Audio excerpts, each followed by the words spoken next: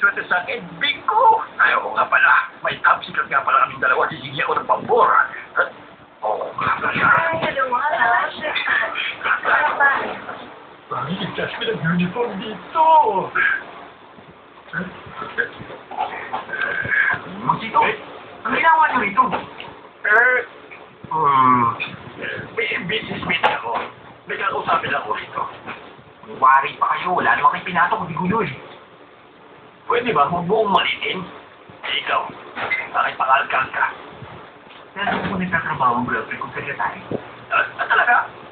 Naku, may pumatol sa'yo. Kung gano'n, sigurado ko, marami sa kiyala sa loob ng hotel na ito. Tamang-tama. Pwede mo ba siya makausap? Bakit naman? Malalaman mo na lang yun. Nakita ko siya sa pala.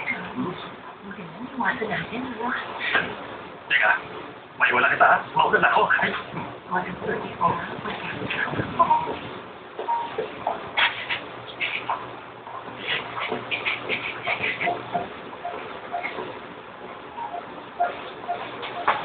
Jeffrey!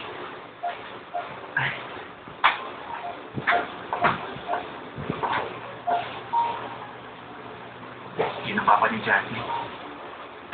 Ano naman kaya binabalak niya?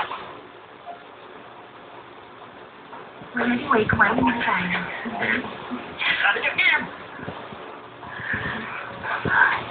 Stop secret? Natatagdag mo?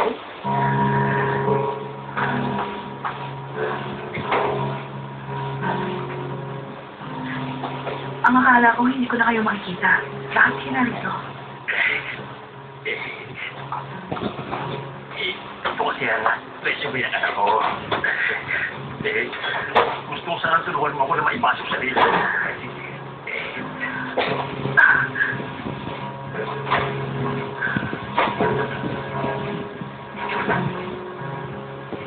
Ano ba yun? Bakit may reaction eh? Kung wala siya may tutulog, dapat yung siya matakagad ako ng papel.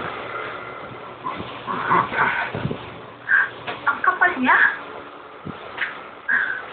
Hindi ba malaki halaga na ang binayad mo sa kanya?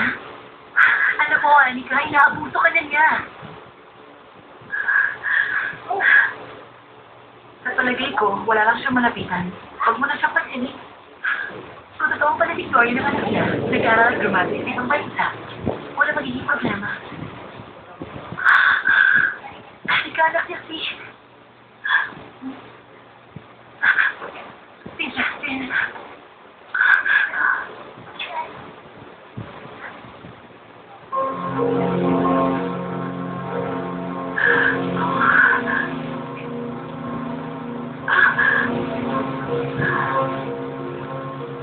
Nawala ko yung business card na binigyan niya sa akin noon eh. Kailangan ko talagang mako sa Manchierba. Kaya, sige na, ibigay mo na sa akin yung address niya. Hindi po pwede. Hindi ko naman sasabi galing sa'yo eh. Hawti mo ah. Wala pa kayo. Ano ang dami pa ako? Ano gusto mo mangyari? Karaya ko ba? Kami doon, bigyan ka eh.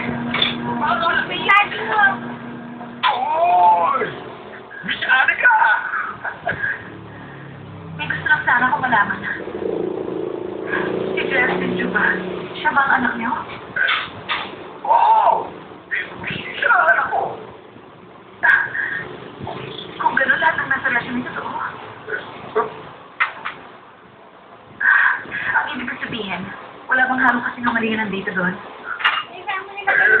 Wala naman. Medyo exaggerated nga lang yung iba. Pero alam ko kung makikilala mo siya, talagang malalaman mo na talagang magaling ang anak mo. Kaya niyang gawin ang kahit na ano. Ano? May papasok mo ba siya dito? May posisyon na ba siya? Hintayin niyo po ang tawag ko.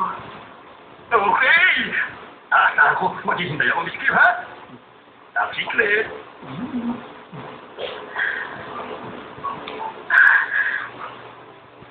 Excuse me po. Hindi na kailangan niyo. Natapos ko na. Na-check ko na pati yung cellphone ko sa Julia. Pero, nagigilig ako, Sherman. Hindi dapat. Sinunod mo lang ang inutos ko sa'yo. Ano pong balak niyo na yan? Kailangan ko na siya makausap ngayon ng masinsinan.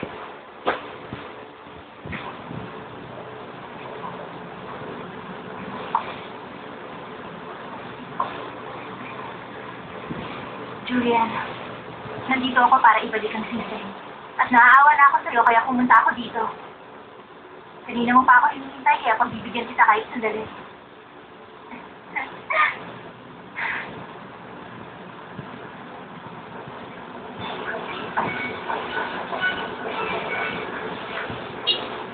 Hello? Lolo? Sige po. Opo.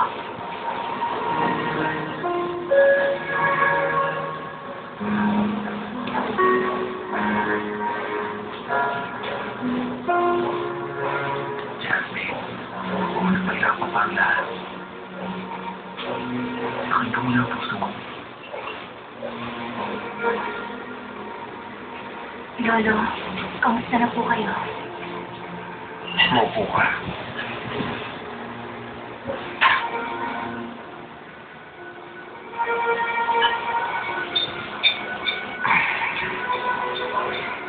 Jasmine, hindi mo tinupad yung ipinangako mo sa akin.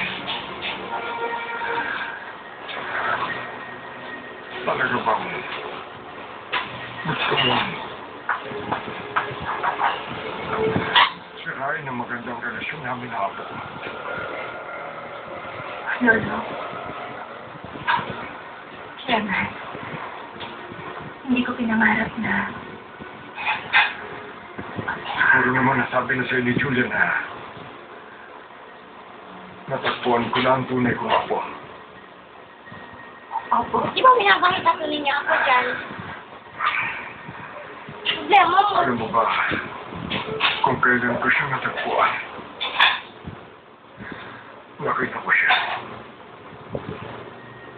2 taon na ang nakakalaman. Bago pa kita palayasin. Natagpuan siya. 2 years ago, nandito pa ako. Natatakot ako sa maaaring mangyari sa oras na malaman ni Julia na totoo. Kaya inilihim ko sa kanya na paano mo nagawa sa amin ito? Bakit mo kami nagawang lokohin? Bakit? Bakit, Jasmine? Lahat kami ginawa mo tanga.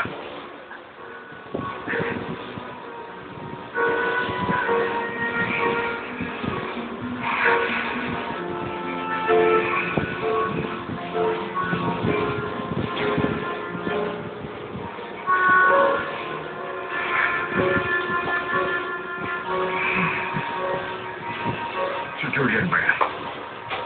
Sige, sagutin mo. Oy, bakit tayo dikit na naman dyan sa office? Hello? Ha? Tumawag ako sa opisina mo, wala ka na roon. Nasaan ka na ba? Ay, itong ulam ha? Hindi nga sabi. Julian, hindi ako makakapunta. Huwag mo na akong hintayin. Ay, kanino yung mga sabi mo? Alam mo, gusto ko yung sunduli.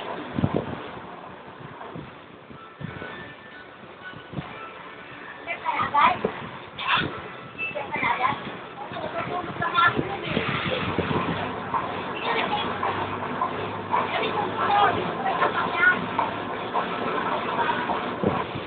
Minsan sa buhay ko,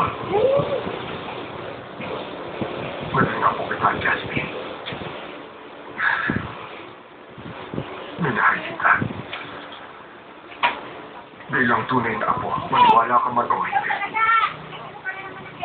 Mamahalin kita. Maging hanggang sa pagkamatay ko.